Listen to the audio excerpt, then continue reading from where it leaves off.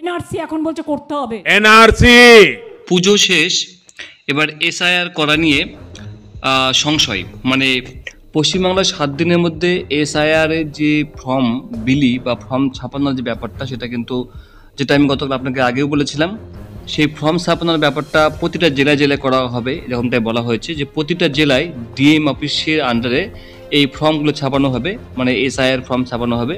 সেখানে কী কী ডকুমেন্ট লাগতে পারে সেটাও কিন্তু আপনাদেরকে আমি পরবর্তী ভিডিওতে বলবো। আমার কাছে লিস্ট চলে এসেছে, সেটা আপনাকে লিস্ট দেখাবো যে কী কী ডকুমেন্ট লাগবে ফর্ম ফিল আপ করার সময়। এবার দেখুন, এখানে এসআইআর প্রস্তুতি 7 দিনে কাজ শেষ করা নিয়ে সংশয়ে একাধিক জেলা প্রশাসন। নির্বাচন কমিশন থেকে যে আদেশ দেওয়া হয়েছিল, নির্দেশ দেওয়া হয়েছিল, যেখানে বলা হয়েছিল যে ইন্টারনাল যে কাজগুলো করতে হবে 7 দিনের মধ্যে, সেটা নিয়ে সংশয় রয়েছে। কারণ বিভিন্ন জেলায় বিভিন্ন রকম সমস্যা রয়েছে, তাদের নিজস্ব একটা ভৌগোলিক অবস্থান রয়েছে। তো সেক্ষেত্রে কাজ করা নিয়ে একটু সমস্যা হতে পারে। উত্তরবঙ্গে কিছু জেলায় যেমন বন্যায় চলছে, সেক্ষেত্রে সমস্যা হতে পারে। তো 7 দিনের মধ্যে এসআইআর প্রস্তুতি সংক্রান্ত যাবতীয় কাজ শেষ করতে হবে এমনটা নির্দেশ দিয়েছিল, সেটা কিন্তু এখন আর ঠিক মানে হবে না বলেই মনে করা হচ্ছে। এই বলে রাজ্যে এসে জেলাগুলিকে এমনই নির্দেশ দিয়েছে কমিশনের প্রতিনিধি দল। বুধবারের ওই নির্দেশের পর বকেয়া কাজ শেষ করতে সর্বত্র তৎপরতা দেখা গেলেও নির্ধারিত সময়সীমার মধ্যে যাবতীয় কাজ আদৌ শেষ হবে কিনা সন্দিহান একাধিক জেলা প্রশাসন।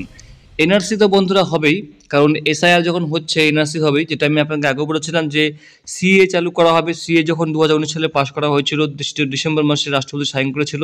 2014 সালে 11ই মার্চ এটা চালু করা হয়েছে। 2024 সালে 11ই মার্চ চালু করা হয়েছে এই সিএ অনলাইনে আবেদন, যেখানে আপনারা আবেদন করলে ভারতের নাগরিকত্ব পেয়ে যাবেন। এরপরে এনআরসিটাও হবে, সেটাও কিন্তু আপনাকে আমি আগেও বলেছিলাম, যার জন্য কিন্তু এসআইআর হচ্ছে। এবং শোনা যাচ্ছে সিটিজেন কার্ড দেওয়া হবে, যেটা আগে একটা এনপিআর করা হবে এই এসআইআর কমপ্লিট হয়ে গেলেই। নির্ধারিত সময়সীমার মধ্যে যাবতীয় কাজ শেষ হবে কিনা সন্দিহান একাধিক জেলা সূত্রের খবর অনুসারে প্রায় সব জেলাতেই ভোটার তালিকার ম্যাপিংয়ের কাজ শেষ। এসআইআর অর্থাৎ 2002 সালের ভোটার তালিকার সঙ্গে বর্তমান ভোটার তালিকা যাচাই প্রায় 30% বাকি রয়েছে, 70% হয়ে গেছে। সেই কাজ শেষ করায় আপাতত প্রধান লক্ষ্য।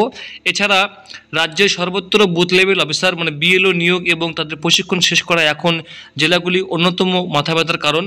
বিশেষত সীমান্তবর্তী জেলাগুলি অনেকটা পিছিয়ে রয়েছে। উত্তরবঙ্গে সাম্প্রতিক দুর্যোগের পর পাহাড়ের জেলাগুলিও এসআইআর প্রস্তুতির কাজে অনেকটা পিছিয়ে রয়েছে। এসআইআর প্রাথমিক কাজ করতে হবে বিএলওদেরই, তারা এই কাজটা করবে। গোটা প্রক্রিয়া হবে ডিজিটাইজড পদ্ধতিতে, মানে সব অনলাইনের মাধ্যমে হবে। কমিশনের প্রতিনিধি দল রাজ্যে এসে বিষয়টি স্পষ্ট করে দিয়েছে, তাই পর্যাপ্ত প্রশিক্ষণ না থাকলেও সে কাজ করা সম্ভব নয়। সেক্ষেত্রে এসআইআর প্রক্রিয়া বাধাপ্রাপ্ত হওয়ায় আশঙ্কা থেকে যাবে। কমিশনের নিয়ম অনুযায়ী কোনো চুক্তিভিত্তিক কর্মীকে বিএলও হিসেবে নিয়োগ করা যাবে না। তাই এই নিয়ে প্রথম থেকে সমস্যায় পড়েছিল জেলাগুলি। সেই সমস্যা কিছুটা মেটানো গেলেও কমিশনের বেঁধে দেওয়া সূচি অনুযায়ী বিএলওদের প্রশিক্ষণ পর্ব শেষ করায় এখন অন্যতম চিন্তার কারণ হয়ে দাঁড়িয়েছে। এছাড়াও কমিশন চাইছে এসআইআর বিজ্ঞপ্তি জারির আগেই অন্তত অর্ধেক সংখ্যক এনুমারেশন ফর্ম ছাপার কাজ শেষ করতে। এই যে এসআইআর এর যে ফর্মটা, সেই ফর্মটা প্রায় 50% যেন ছাপানো হয়ে যায়। যখনই এসআইআর এর বিজ্ঞপ্তি জারি করা হবে পশ্চিমবাংলায়, তার মধ্যে যেন 50% ফর্ম ছাপানো হয়, এমনটাই বলেছে নির্বাচন কমিশন। কেননা এই বিজ্ঞপ্তি জারি করার পরে কিন্তু ফর্ম ফিল আপ করা শুরু হয়ে যাবে। এই ফর্মগুলো কিন্তু বন্ধুরা আপনারা অনলাইনে পেয়ে যাবেন বা আপনি কিন্তু জেলাগুলি থেকেও পেয়ে যাবেন। সেই কাজ শেষ করতে হবে জেলাগুলিকে। তবে এক্ষেত্রে কিছুটা হাতে সময় পাবে জেলা প্রশাসনগুলি। সব মিলিয়ে কমিশনের বেঁধে দেওয়া সূচি অনুযায়ী প্রস্তুতির কাজ শেষ করা নিয়ে সংশয় রয়েছে একাধিক জেলা প্রশাসনের।